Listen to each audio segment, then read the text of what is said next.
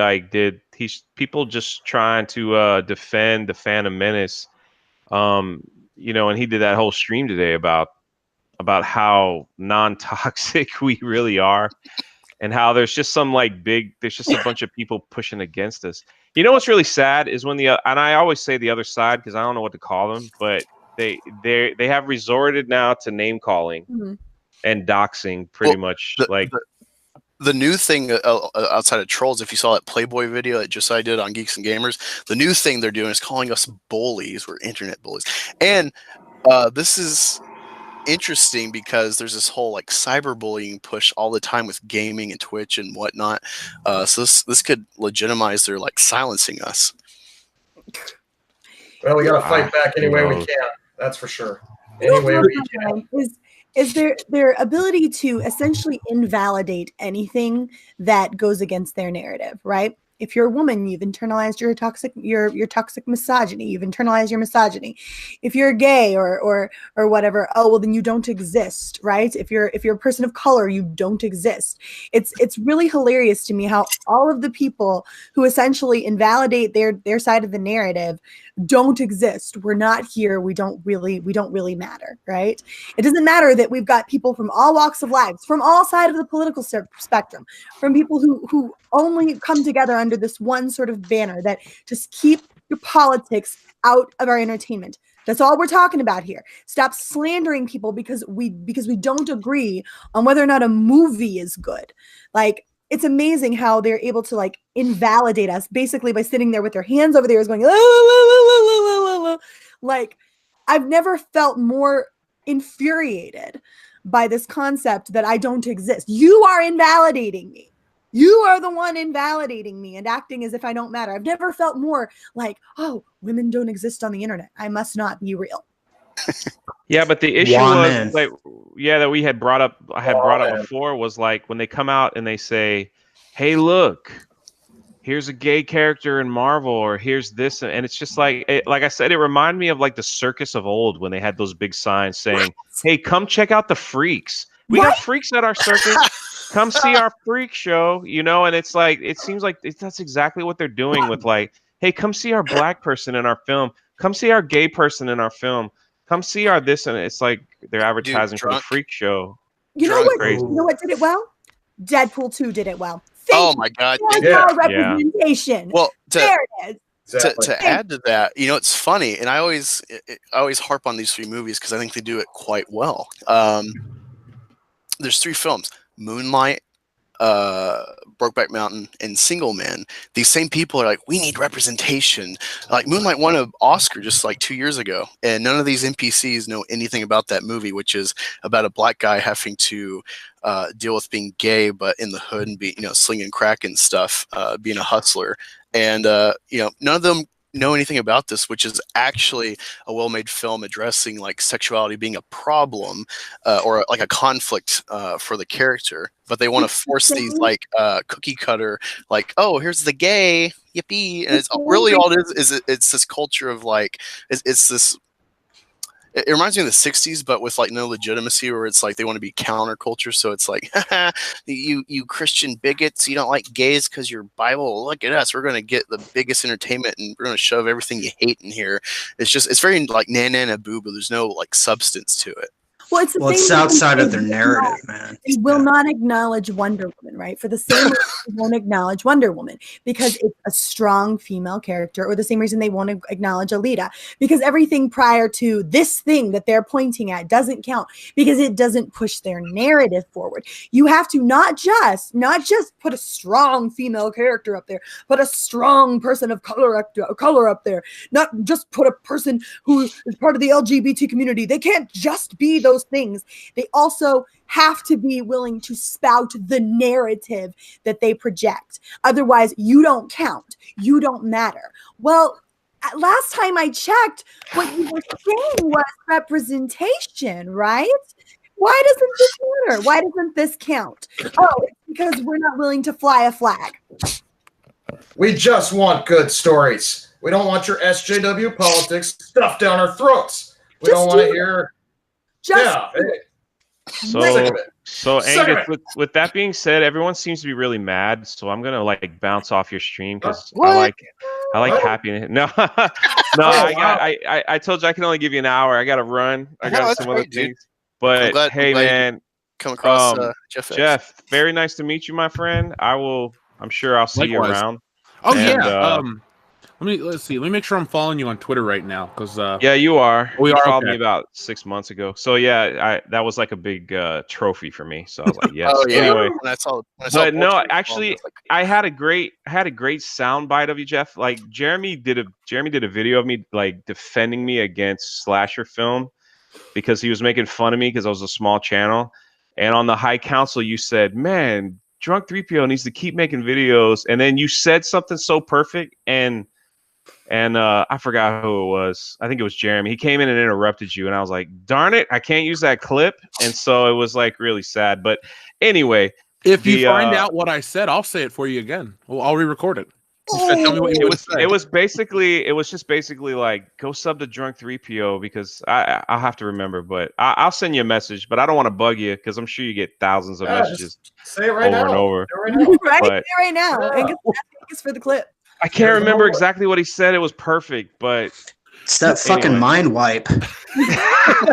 I'm like in celebrity shock for the moment. But no, we'll I'm sure we'll bump in. Drunk, this is why you need paper and pencil next to you every stream. Every single time. Yeah. We'll definitely meet up in Florida for I'm gonna be at WrestleMania. I go every year. This is my 15th year in a row. So Jeremy and I are for sure going, just come hang out with us, man. Yeah, we'll do that. And Angus, happy birthday, brother. Congratulations. It's been an honor knowing you these past few months. Thank you for all you do to the community, man, the fandom. It's fantastic, bro. Without you, like Angus helped raise several $100s for orphanage that I'm working on in El Salvador, and I will always be grateful for that, my friend. Well, thank you so much. I'm glad you gave me the material to spin with that documentary I did on you. I still hate you that you made me go watch Captain Marvel for that, but it's okay. It is what it is, but we'll go from there. So anyway, God bless you guys. Love you guys. Until next time. Yeah, they said an Angus of color couldn't make it this far, but look at me now. Jeff, to add to what I was saying about like the Filmgate idea, what kind of blew me away, along with just like being aware of this takeover of Disney and stuff, and suppressing creatives and what I see as Hollywood in arm with each other against fans to be able to create.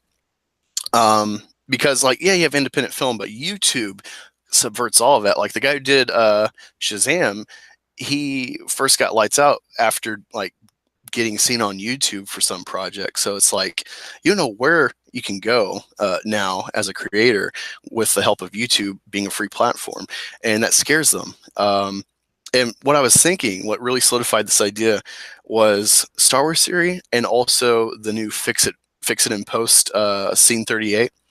It's like, think of all the hoops they have to jump through to create this. The same thing that's going to affect the Ahsoka fan film. They have to, adhere to everything Lucasfilm. They can't crowdfund to create this free thing that, Disney can jump in and copyright claim it, depending on music or image or whatever. Just think if Star Wars theory, if he got involved with EVS, or if Fix and Post got involved with them and said like, hey, we like to do Cyberfrog, they could crowdfund it. The only person that would dictate yay or nay about the project for any intricacies would be the creator of the thing that they're adapting. I would love to see someone put that effort, but able to make a profit and not be hindered by funding it themselves with limitations. Oh yeah, I'm with you on that 100%.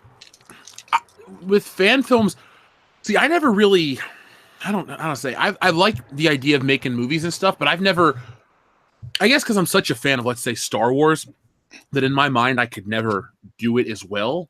And because I'm overly critical about my own stuff, not other people's stuff, like you guys don't know, like when I'm drawing the page, I'm like, this hair looks weird, I'm going to redraw it, or this shit like this. So I mean, I'm my own biggest critic, so I could never do that. But I like the idea of Ethan, trying to get, a crowd-funded fan film. And look at here, you brought up YouTube. Look at how technology advances every year and how much cheaper it gets. I mean, I run this entire channel off of a $500 computer, a $100 microphone, and an internet connection.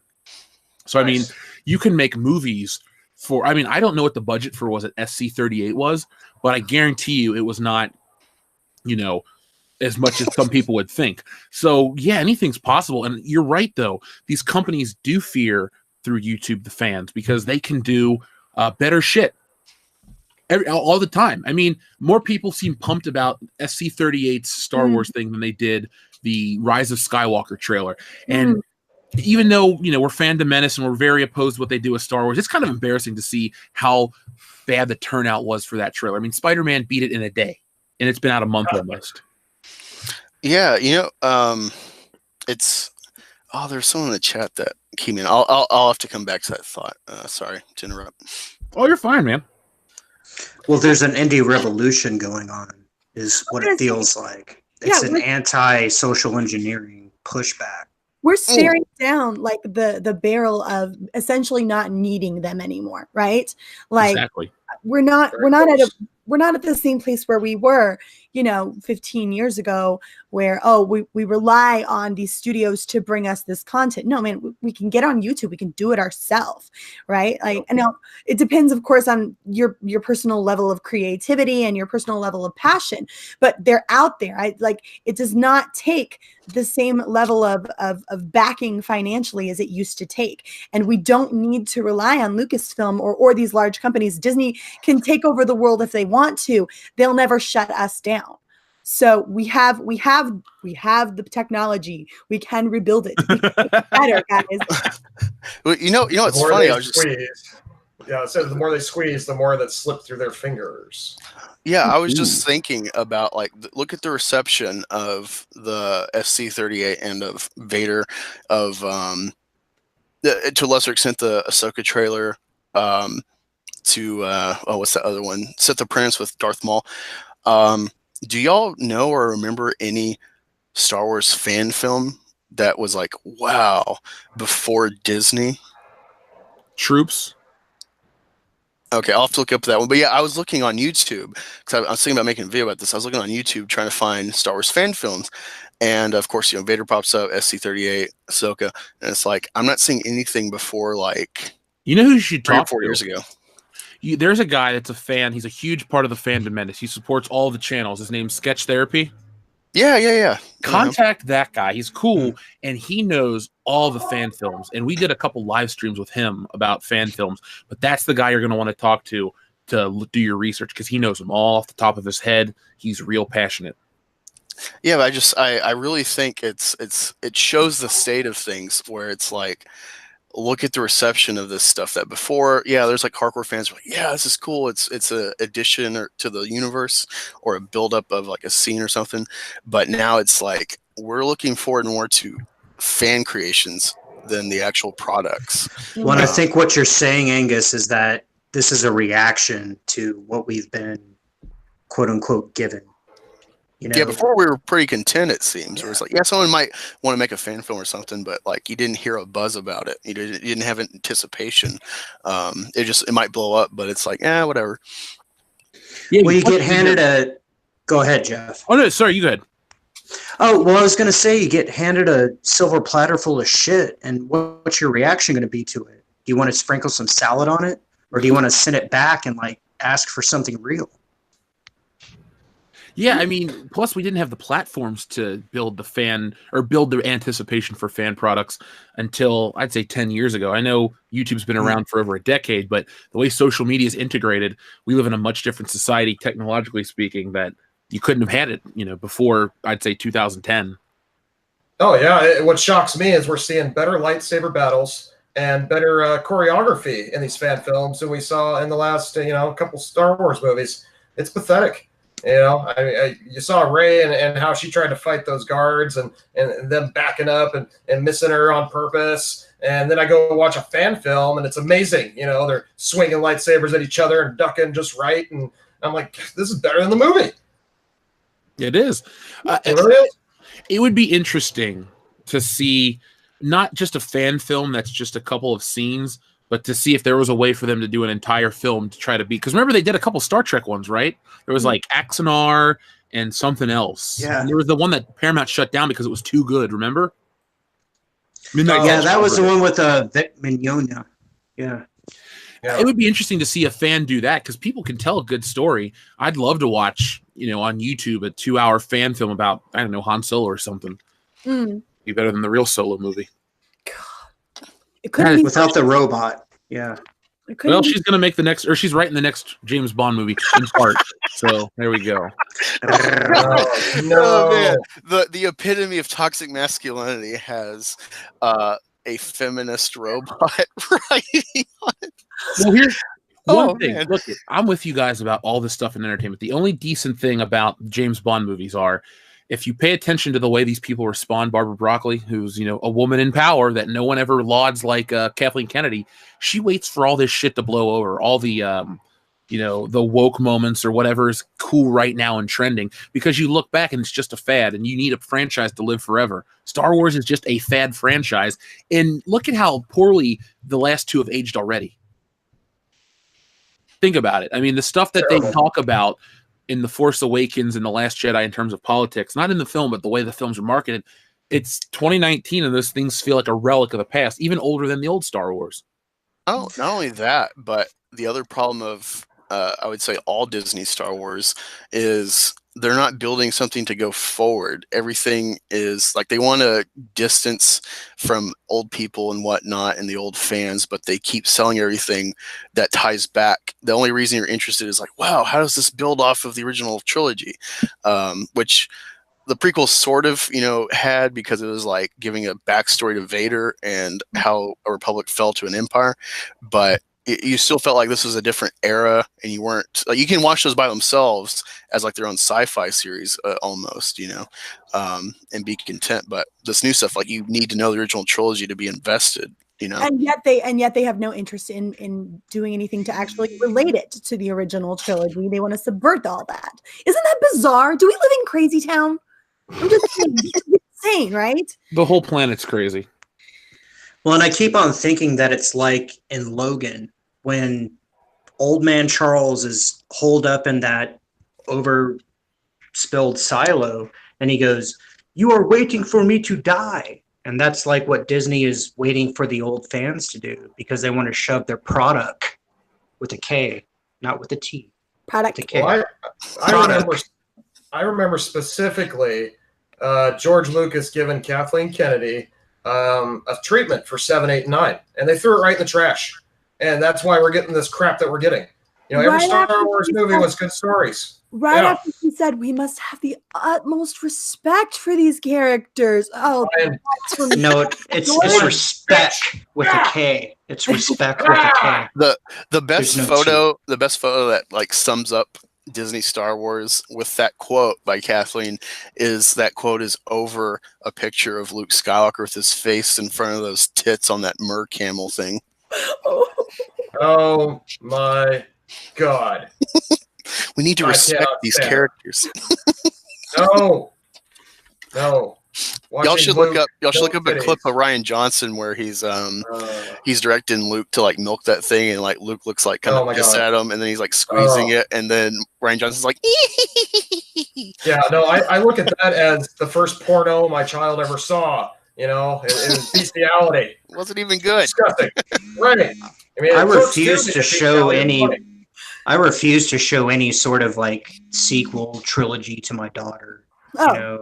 As far as I'm concerned, headcanon is the most important thing. That's the only way you can do it. Sacred thing.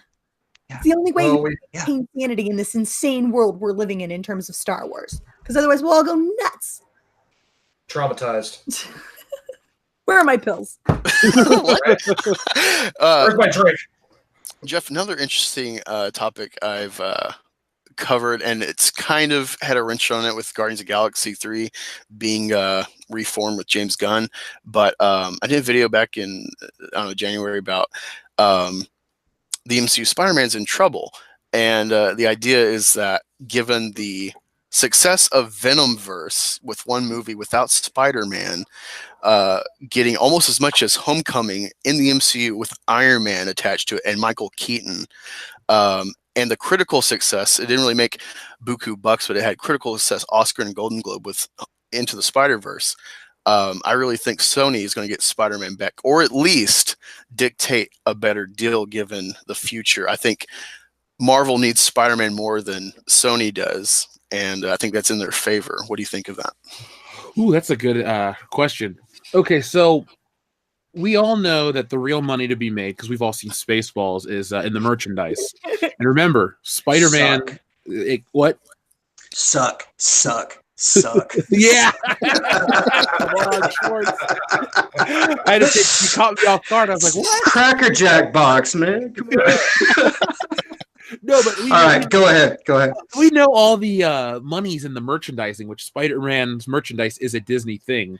Those movies definitely help elevate that, because if you'll notice when they did the Sony exclusive franchise before there was an MC or the Amazing Spider-Man franchise, when we got the number 2 when Disney was involved more heavily, there was like 2 figures. There was just a small presence. Homecoming kind of revitalized that. I think they'll make a lot on back end stuff, and they'll basically, Sony can dictate more, but I think Marvel will make so much from other outlets that it'll kind of balance itself out. Because having Spider-Man be part of it, it's not like a competing franchise, because Sony could, Spider-Man's the most popular Marvel character ever. They could put out a Spider-Man movie a week before or the same day as a Captain Marvel sequel or something like that and derail it. So she's gone from suck to blow. How do you hate Spaceballs again, Angus? You've captured their stunt doubles. oh man, so yeah, I remember seeing it as like a kid. I didn't really get it or anything, but I liked the end with like the alien, because I love Alien. But I watched it as an adult recently from the library, and I put it on. And my wife, her dad loves classic shit. He loves Mel Brooks and all that. And I'm sitting there watching it, and I kind of chuckled at the long ship joke, where it's like, that's clever. Just because it's like odd humor. Like, I love The Office. But the rest of the movie, I was just like, my wife actually, she's like, hey. And I like turned to her, and I realized like my mouth has been open for like over an hour just in shock. I'm like, this is funny. I guess I can kind of laugh at like the pick joke with the black guys, but there's nothing funny about that movie to me. Mel Brooks, dude. Now, Blazing Saddles. I'm not like, oh wow, this is great, but I appreciate, especially in the current climate we're in, where it's like, they use it for a Jussie Smollett joke, where it's like him being taken hostage or something and shit. So I appreciate it for what it does and how we don't have that now, but I'm not a fan of Mel Brooks' humor. I respect that. Everybody. Believe me, I don't like the TV show Seinfeld. So. Oh wow. No, I get it. It's a taste thing, but yeah, okay. Here's the thing, and I've realized this because like I love NFL.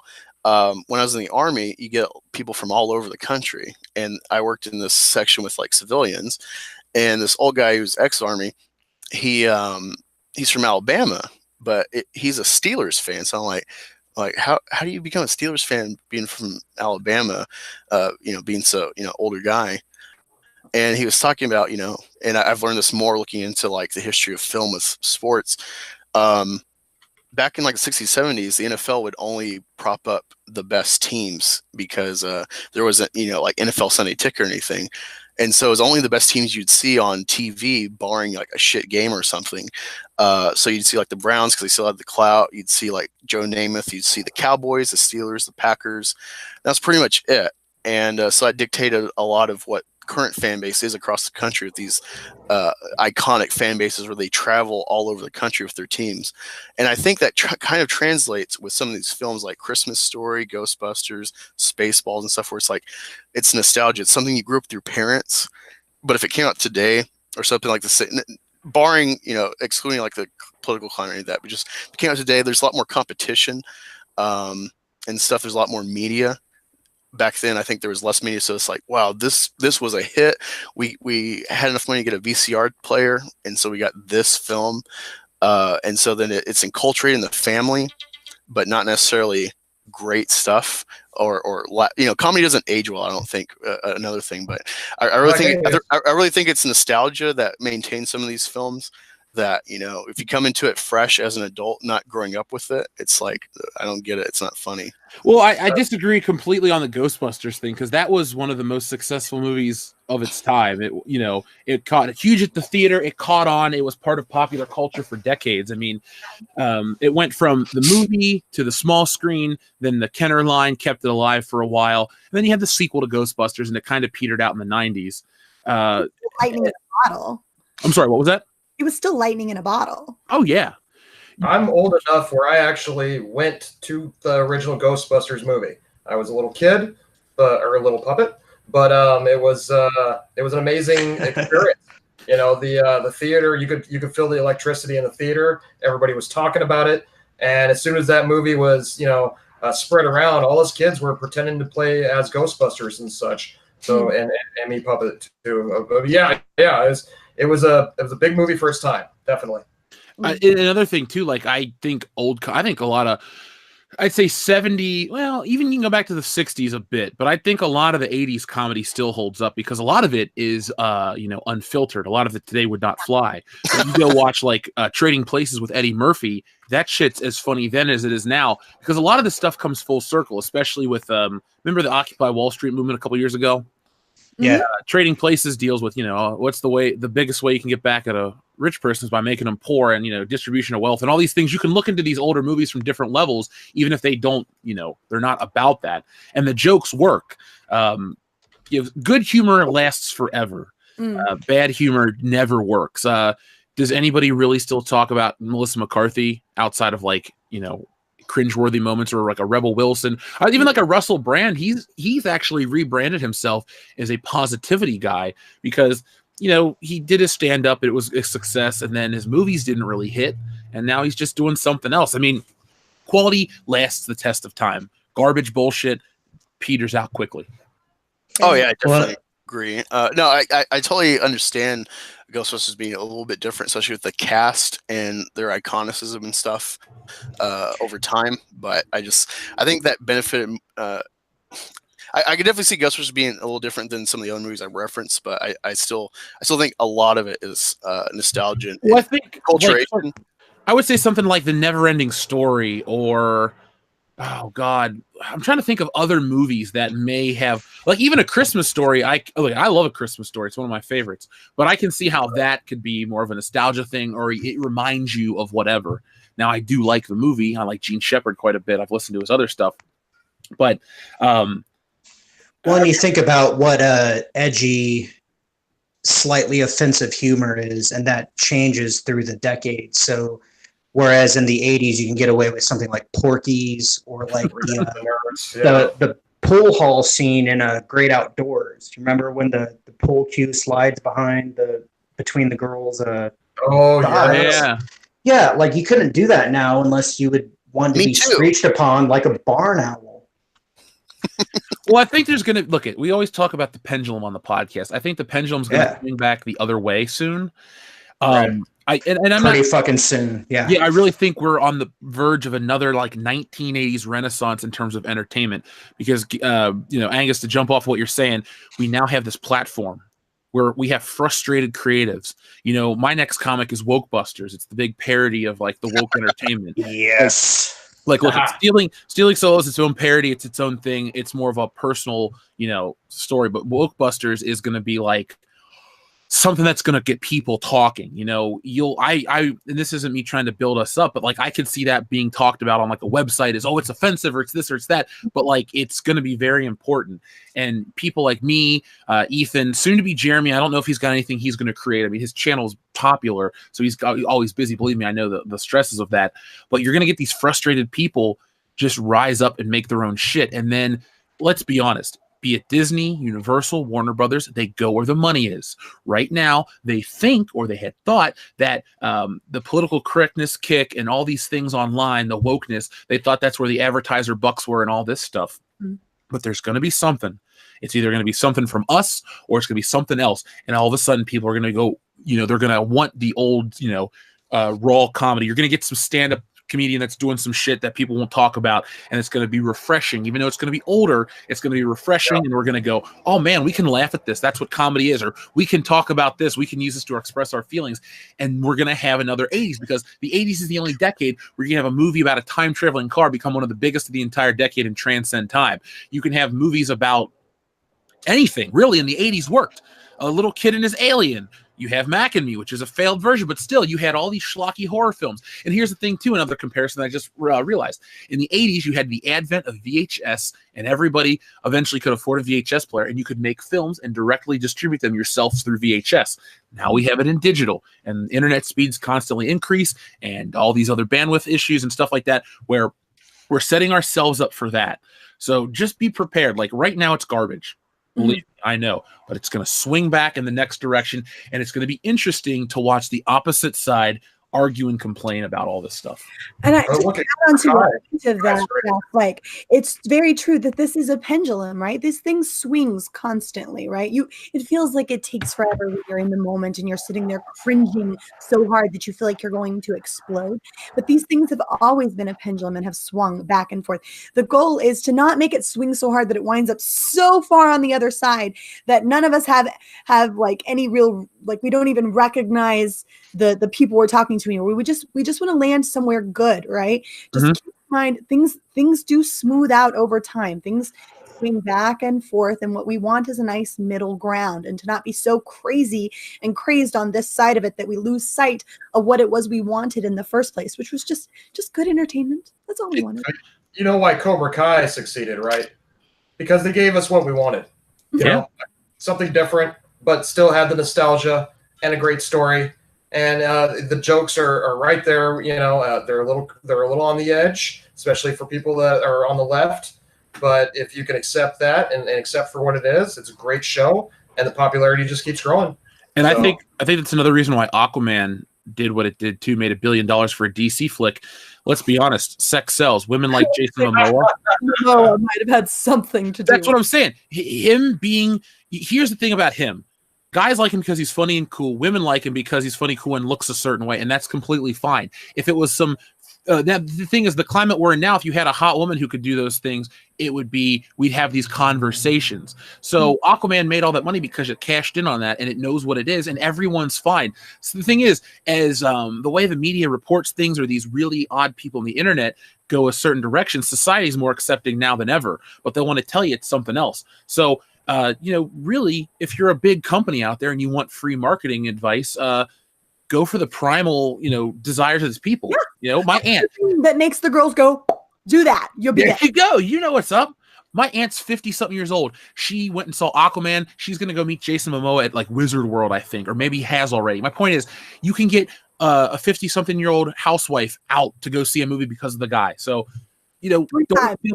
3 times. I don't see anything 3 times. I'm just saying. I liked it because I thought it was a damn good story. Like, because it was refreshing.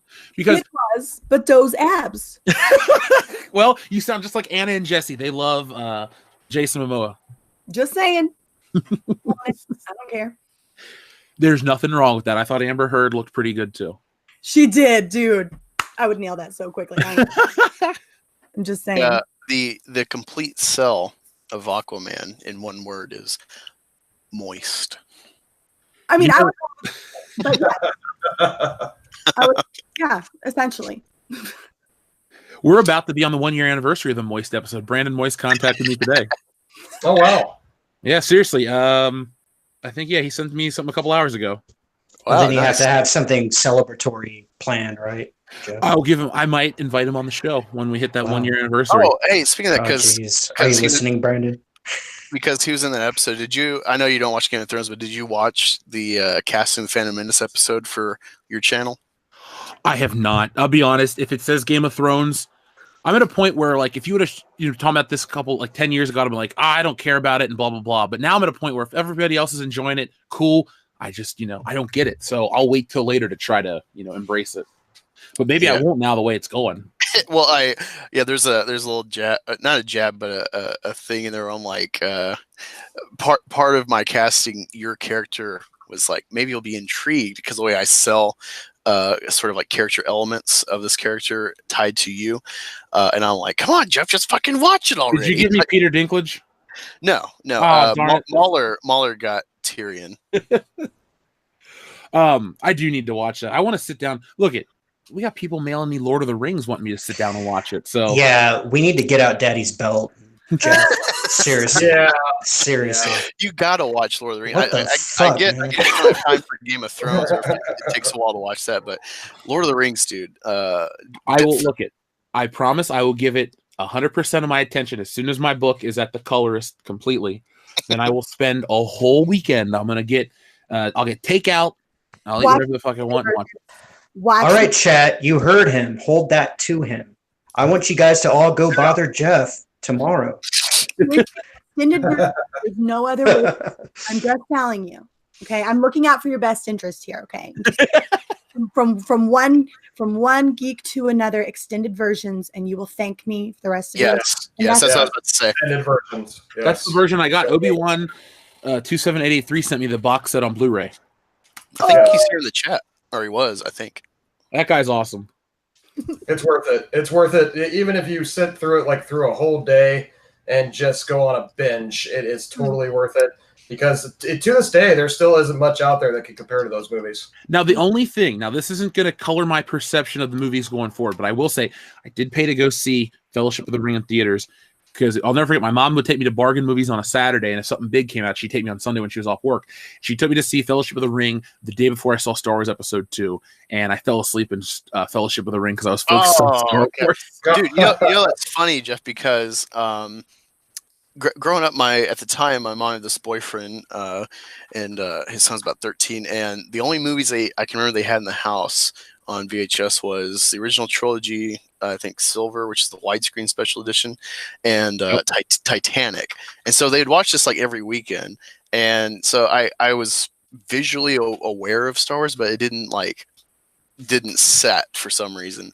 I mean, because it wasn't flashy enough given like the 90s and Power Rangers and cartoons and stuff, but I was aware of it, but I was like, yeah, whatever. But then Episode 1 trailer came out and I saw Darth Maul and stuff. And I'm like, oh my God, I gotta see this. I was so excited.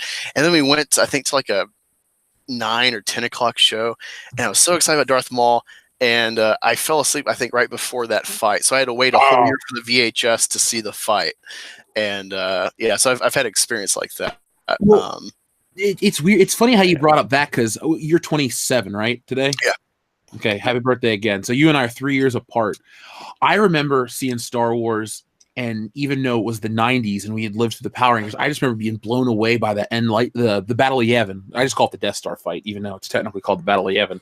And even to this day, see, the way I gauge, for at least for me personally, a successful climax to a film is not only the visuals, but like the way it makes me feel. So like the end of the Avengers, I need that like. Basically, I could sit, because I think about this shit when I'm not working.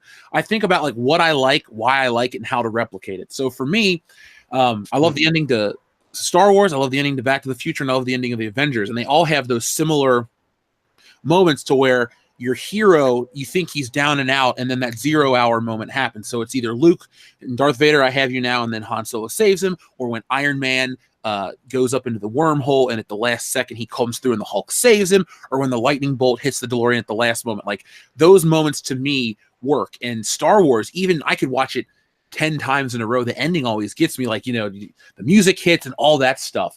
So I do agree that certain flashy elements, by the 90s, we will say. So I saw it first in 96. So I would have been 7 going on 8. So I had seen, Batman, and there were other movies out there, but none of them had that like level of impact in terms of just like everything. I'm trying to think what you get what I'm getting at though, right? And and like when I was younger, Return of the Jedi would be the one that I'd get the most excited to watch because it's Return of the Jedi. Luke wins, Han Solo gets out of carbonite, Princess Leia's awesome, the rebels win, everything's great. We all have a happy ending, but and then you get a little older in Empire. Empire's the best. See, I will argue that I think A New Hope is the best in terms of story structure and all of that. I love Empire, 10 out of 10. I have nothing bad to say. But I think the ability that A New Hope has to exist on its own and not be tied to Return of the Jedi to get the resolution of the story, I would prefer to watch a complete story instead of, I got to wait till next time to get the ending. Yeah, so what Mr. Shitter is really saying is that when you get your copy of Stealing Solo in your hand, it's going to blow up and it's going to like make you feel happy, give you some kind of gasm. Like, wow. I'm feeling that. Stealing Solo sounds to me like it's going to be. Stealing Solo to me sounds like it's going to be therapeutic for the reader. Of like, here's some entertainment to like channel some emotion from Force Awakens and Disney Star Wars. There's a lot of that. Here's the thing. The only people that know the entire story are the guys on the show, my mom, and I accidentally said something at Celebration to one of our listeners, but I swore to secrecy, and he's cool with it because I was like, I didn't tell. That's why I can't go into super details or show certain things, because for me, the thing of utmost importance is for you guys to experience it, not have any reactions colored by someone else's reactions, because there's some twists and there's some turns and there's some things that happen, and I just want like raw reactions to these elements of the story. And that's why at times I don't say too much, because as you can tell, I can bullshit for hours, and I don't want to just like I said, it's Celebration, like on a world-class level too. You know it, man. You guys know. Oh yeah. Right on. Oh no, go on. Oh no, the last thing I want to do is take that level of excitement away from you, because we talk about no spoilers and this and that. Sometimes I make fun of like what people consider a spoiler, but at the same time, I understand that everybody's a little different. Oh, my Dobermans are barking. They must hear you, Black Angus. Oh, those racist Dobermans. They want to eat you. I was going to ask, like, what made you start on YouTube to begin with? Like, it seems like it wasn't just Star Wars at the time, that something pushed you before that. So let's see. In 2014, I graduated from college, and I was like, I'm going to be this big comic book artist. That's all I wanted to do. I'd spend, like, if I showed you how I drew in 2014 to now, you'd be like, okay, you've definitely taken the time. So I would sit and draw for hours and hours and hours. And what I would do is I would listen to a lot of podcasting. So a couple years prior, I found a show called Bloody Good Horror. And it's a horror podcast, but I remember listening to it when I was working on stuff, and I felt like I was invested and involved with these people, and I felt like I knew them. I was like, oh man, I love this show. These guys are great. It's like they're your buddies you never hang out with, but you're part of the crew. And I thought, man, that made me feel so good. And then I met all of them, and they were dicks. So I was so disappointed. So I told myself, I'm going to do it. And I'm going to do it better, and I'm going to treat the people the way I wanted to be treated. I didn't expect anything out of these guys. Honestly, I just wanted to say, hey guys, I appreciate your show. I have a great time listening to it. And they were just like, what? And I was like, okay, fine. So I made that effort. I made the point I'm never going to be like those guys. And, that's part of what built the channel. Now, originally we were just going to be a podcast. And, we were doing nothing. We got to 1,000 subscribers. Cool. Maybe 2. Then I started doing solo videos, and they started to take off. So our Ghostbusters one hit take it back. The first thing we ever did that got traction was the Force Awakens review, because that movie broke my heart. And then we move forward to Ghostbusters. And then we're mid 2016, and I'm thinking, okay, maybe I should do more videos. So we start talking about a little thing, and at first no one's really watching. And then we get to 2017. Yeah, that was about the time I found you. What, 2016? Yeah, after the Ghostbusters. I'll tell you, I had just come back from visiting Dion in Michigan, and that video went live, and I'll never forget, we were getting subscribers, and I would hit refresh, and it would go up 1. I'm like, oh my God, this is it. This is finally happening. And then it kind of petered out, but that was fine. We kept building. And then at the end of 2017, we hit 10,000 subscribers. I realized that I got to stop worrying about drawing every minute. I got to make YouTube videos. And then honestly, the rest is history. We're here now.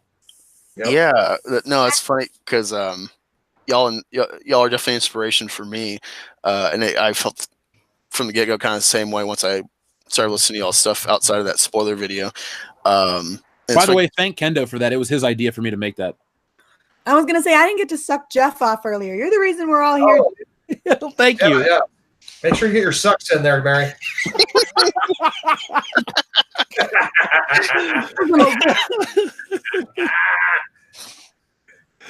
Oh, I love being a puppet. Why men? Get to it, Mary. You're a dick. No, yeah, it's funny because well, Mary's recuperating. No, my first upload for the channel, as far as like trying to do this, was a review of what is that movie? A Quiet Place, and in the title I put WCBS fan, just to like maybe people like look up WCBS or whatever on YouTube, and but no, that was like my thing, you know, and so I was like pushing like, hey, go check out the Bullshiters, and then of course y'all ended up blowing up more, so you didn't need any more help. But we appreciate it though. Yeah, no, it's crazy where it's gone. Yeah, it's weird because I just did like this 5-minute video like I was talking about earlier, where it's like, you know, my personal take about one part was like reparations, whatever, being a potential like identity politics part of the show that was never part of the show to begin with, but now it's turning into this with all the coverage. And it's like almost at 4,000 views, and I keep getting subs. I'm like, oh my god, like, you know, Bullshit shout me out. I'm gonna have Jeff Hicks on. I did super chat, and I just keep getting these fucking subs. I'm like, oh my god, I'm at like 994. What is happening? So no, I totally get that. Having just experienced that, and I'll tell you this too: the trick is to be consistent. Like, honestly, pick a day, upload, always have something. Put your best foot forward, and you rookie critic Jeff the Iron Wolf, you guys got a really good like group too. I mean, all this stuff, like, yes, I'm having indeed. a great time. The trick on YouTube is just to be consistent and give the fans what they want. Exact opposite of what entertainment does. That's why we're able to build these channels and do what we're doing. I mean, it's bizarre. Like, I'll never forget when I hit the 100,000 subscriber mark. I was getting my tire fixed on my car, and this guy's like trying to talk to me. I'm like, oh, I'm sorry. I'm not trying to be rude, but I was waiting for it to like roll over to the 100,000. I explained. He goes, oh my god, no way, I gotta subscribe. And you know, it was just a big moment, and I remember those things. And trust me, you're gonna get. Look, you got your first 1,000. Now you can get monetized because you've received enough views, right? no, I still need like last I checked. I'm sure this will definitely help, but last I checked, I need like 1,200 more hours of watch time, which is another problem that Drunk 3PO just went through, and so now he's waiting for monetization. But yeah, I got lucky because this channel I have, technically I used to upload other random crap to it, right? But I would never monetize it because I wasn't trying to make YouTube living or money or anything. I was in college and I would just make random shit as like creative outlet. And so the channel got monetized before they ever changed the criteria. And so when they did change the criteria, I'm sorry, what was that? So you grandfathered in? Yeah, pretty much I grandfathered in. And now when it started taking off, in the beginning it'd be weird. I'd get like $70 every 5 months or something. I'm like, okay, cool. And I was really thankful for that. But there's other system, I guess, once you get past that number, it'll be you can really do a lot with it. And if you need help, you can just always ask me. I'll give you advice. See, I have the exact opposite problem. I have my watch hours, but I'm like 200 subs away. So. What's your channel? Mary Mayhem, Merry. All right, well, let me subscribe to help you out. Let's get Mary some subs. There we go, Mary Mayhem. Yeah. If anyone in the chat wants to help me when they go to bed and leave their phone on, I have a specific list of live streams where it's there's one where it's like all the live streams I've been on, which is all Angus related streams, but there's one where it's like Black Angus streams. So if you want to just fucking put that on play while you go to sleep and give me some watch time to help me out, very much appreciate it, of course. Well, and Sam, if you go to Twitter and look me up, I'm immortal_coil. I thought that and was the thing that I have penned is who the F is Immortal Coil. And there's like a big 10 video list of that kind of stuff. So yeah, throw it on while you're sleeping and trust that I won't give you nightmares. Now that we're all jacking each other off, let's go for it. Allow me. Jackety jack, don't jack back. If you like funky music, I got a lot of great funk songs you can check out. There's Tuck and Roll, Don't Fight the Funk. Yeah, so if you need a little extra music in your life, go ahead and check my channel out. And plus, I got funny videos too. There's my shameless plug. You're a puppet. You're a puppet. I'm just saying, sub now on every channel. Right. Who doesn't love a puppet? Freaking Jolly's epic. Yeah, especially one that cuts. No, Jolly's a good time. Like, I wouldn't have people on with me if I didn't like their stuff. And I'm your favorite bigot. Yeah, You yeah. have Biggest me on symbol. because I provide the whammon card, which I have now, guys. I have my whammy card. I'm so. This was on a Happy Meal box. Is that Brie Larver? Sorry. Hey, Jeff, I was just thinking, because this is a problem I've kind of come across recently with Rise of Skywalker, because I saw a trailer, and despite knowing everything with Disney and the sequel trilogy and all this, I'm content knowing what it is. That, like, the trailer sold me. I'm interested.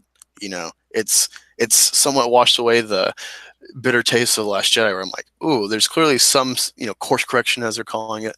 And, especially the finale, like, they want to knock this out of the park, and they're learning the hard way. And they've definitely jaded enough people that aren't going to continue anymore with it. But do you notice this, or do you feel like there's do you see in your comments or that you're following, there's like certain people are so entrenched in this side of things, of like us versus NPCs, that no one's willing to just give something a chance going forward?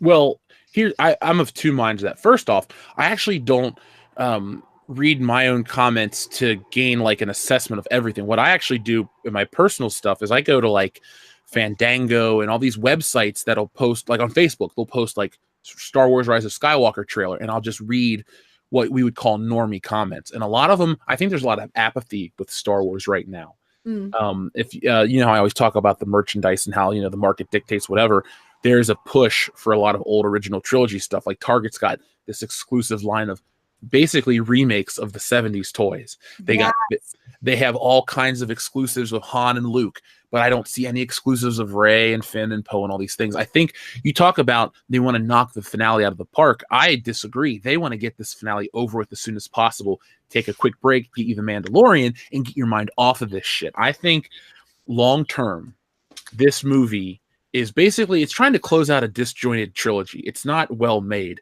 You can like any movie you want. I don't care. People have their own opinions. I'm not here to argue and call you a name for disagreeing with me. My name's not John Campion.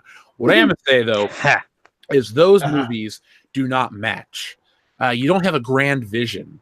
George Lucas, to his credit, had a certain idea, like, so Luke's going to be a Jedi or whatever. With these movies, we have, well, Rey is a hero, which is not really whatever. This villain's the villain, but he's not really the villain. We're at a war, but we're not really at war. There's just so many half measures with these movies, or with this movie.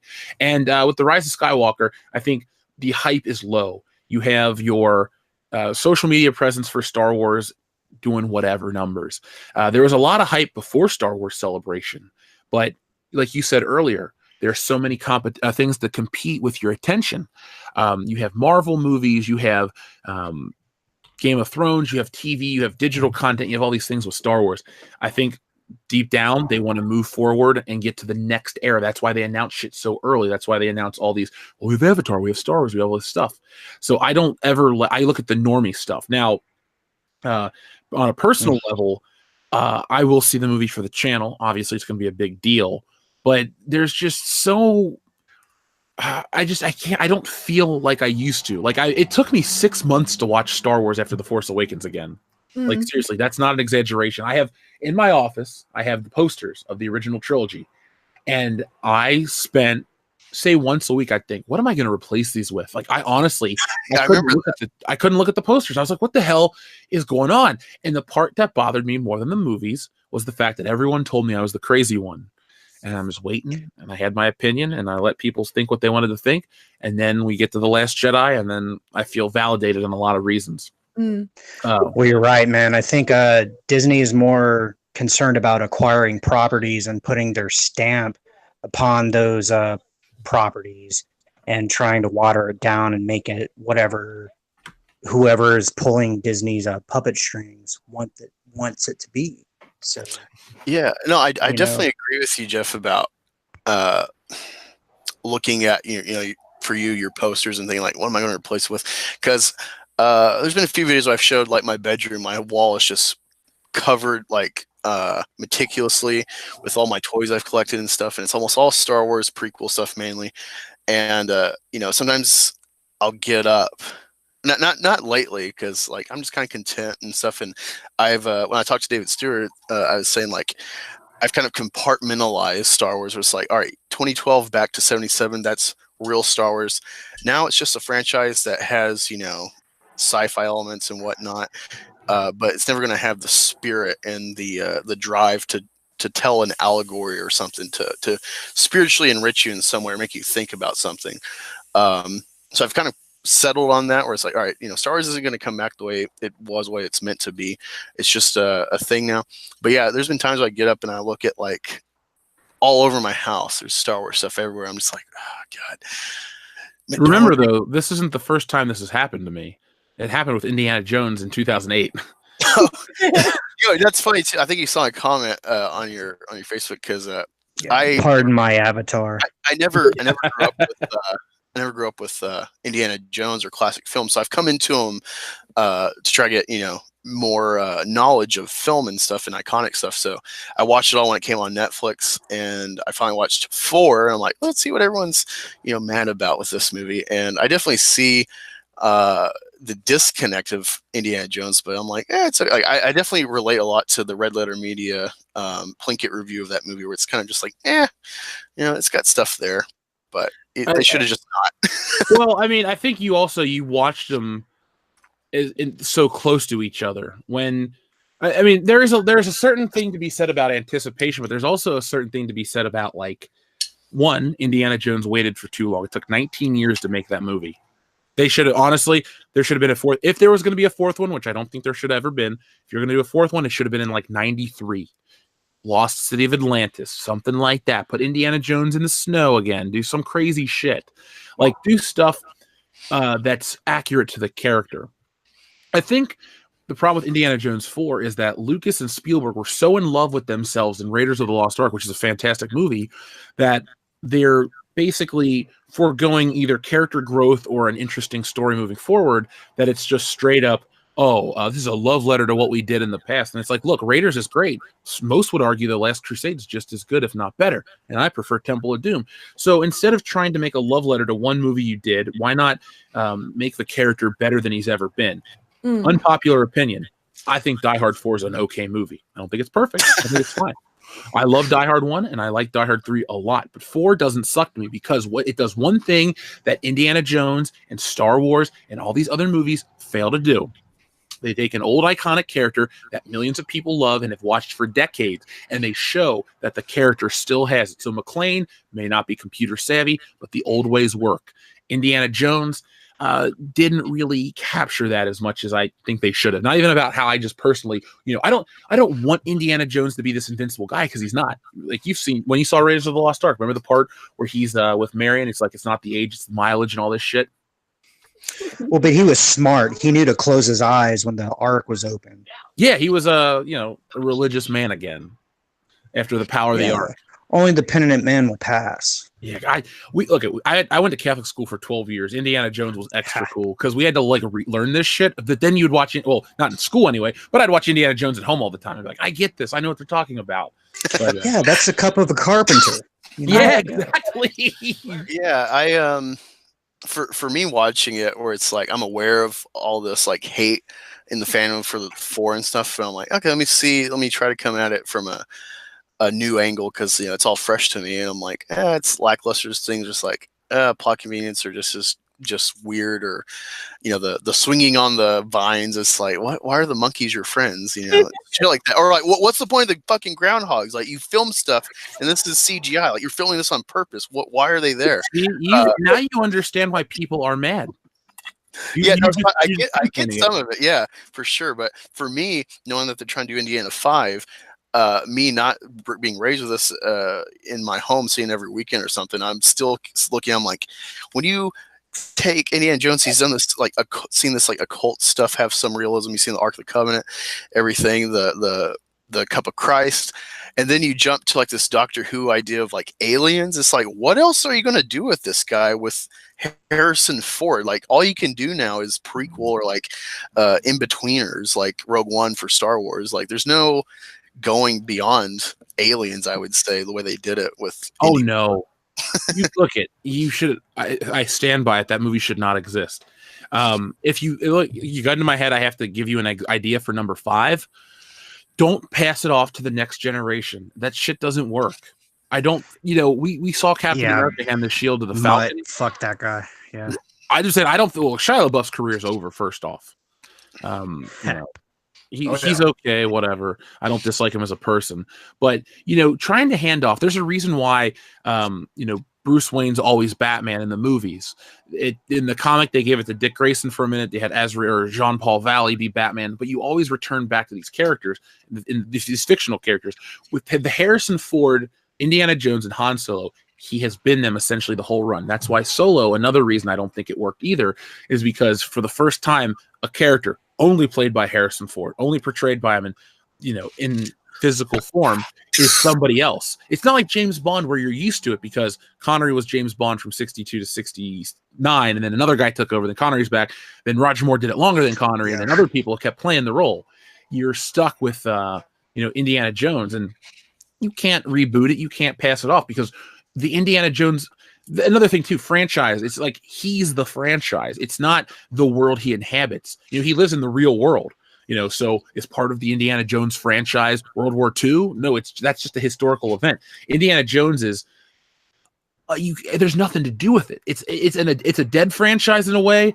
All you can really do is release it in new formats, maybe do an anniversary special, and maybe release a high-end collectible. You can't do more movies. It's not going to make you billions of dollars anymore.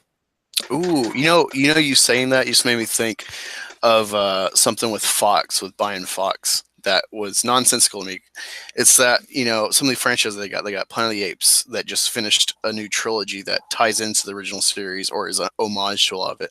You got Alien, which the guy that brought it to us, Ridley Scott, has done 2 prequels that have not been received well, even though I like Prometheus a lot. What's some other stuff? Predator. They just did The Predator, and they weaponized autism as some advantageous thing. Die Hard's already done, as far as I know. I don't see Bruce Willis convincingly coming back to that. There's so much besides Avatar and X-Men and Fantastic Four. I don't see the value of maybe Hulu ownership as well, but I don't see the value without years and years to try to accrue the money back. It being worth it. Besides paying that bill to shut down competition. I don't think it's even about. I don't even think it's about particularly about having the content so much as making sure no one else has it. At this point, they're just this is about giving us no other place to go. And what hasn't dawned on them yet, as we were discussing earlier, is that this is a moot point for them. We are heading in a direction where this is going to be a completely and utterly moot point. It's not going to matter whether or not they own all of the industries, whether or not they own all of the stuff, because we'll just do it our damn selves. Yeah, I like what you're saying, both of you guys. Seriously, I never looked at the Disney thing that way, especially with their old franchises. Because look, Alien's what it is. It's over though. So many of these things are over. Only Star Wars and James Bond really have kept going on. Well, James Bond really nonstop, except for one legal battle between 89 and 95. But Star Wars, another thing people keep forgetting too, and conveniently forgetting, meaning I think it's omission. Star Wars stopped. Lucas had the foresight to say Star Wars is over in 1983, and he moved on to other stuff. Indiana Jones was viable. He went off to do Willow, invest in technologies, create a lot of behind the scenes things, and then people wanted it back at Pixar. But then people wanted Star Wars back in 95, and it's stayed ever since 95, but not since the, people say it's always been in our hearts and minds. Really, though, were you alive? Because maybe you were focused on Ghostbusters and Back to the Future and Arnold Schwarzenegger movies and shit like that really came in. I mean, I think it has there's some measure of accepting that the next generations, because I wasn't alive yet when Star Wars first came out, right? Like I was a gleam in my daddy's eye. And at that point, like I wasn't there to appreciate it. But then the next generation comes around and you raise your children on this stuff, because I wouldn't have been as attached to Star Wars as I was if my dad hadn't sat me on his knee and said, look, that's Luke Skywalker. He embodies hope. There you go. That's Space Jesus. Mm-hmm. That's how you learn your morals, right? Like my dad, we've been taught this stuff as younglings, as it were, from our parents. So I would say that it has been alive in our hearts and our minds, if only by virtue of us passing it along to our children, by sort of extending this legacy beyond its maybe original shelf life, by seeing to it that it was imbibed by the next generation, because we loved it so much, because my dad loved it so much, because I love it so much that I sat my children in front of the TV and said, "Watch it or you're not getting dessert." Like right, like it's a punishment. It was in our hearts. It was in our minds. Sure, our attention has gone in other directions, but we always wanted it. I mean, that's why this is such a rotten shame, is because it has meant so much. Well, it's the same thing. I remember when my 5-year-old was like, "Is Darth Vader Luke's daddy?" And I was like, not prepared for that, because I wanted to show her some background things, but she figured it out like instantly. And you know, and that's a good segue. You guys, I really appreciate standing toe to toe with you, but I have daddy duty. So I hope the rest of your night goes well. Mr. Shitter, it's been a pleasure. Black Angus, wish Doomcock a happy birthday. Of course. Telly, your Cookie Monster-ness. Yeah. Jolly. Yes. Yeah. And then and then Miss Mary, stay angry, right? All right, you guys. I'm gonna bow out. Have a great night, and See you around, Moral. may the force be with you. Hoorah! Hoorah! Yeah. What, Jeff? I was wondering, what are some movies you're looking forward to?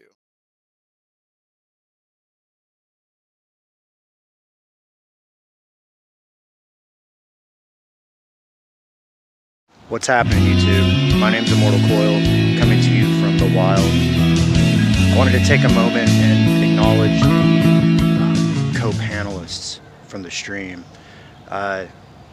It's been a wild ride getting here. Crossed 100 subs a couple weeks ago, and then now I find myself standing toe-to-toes with some of the finest human beings this great blue planet has ever produced. Now, it hasn't always been easy. I think as content creators, we all struggle with this like relevancy thing.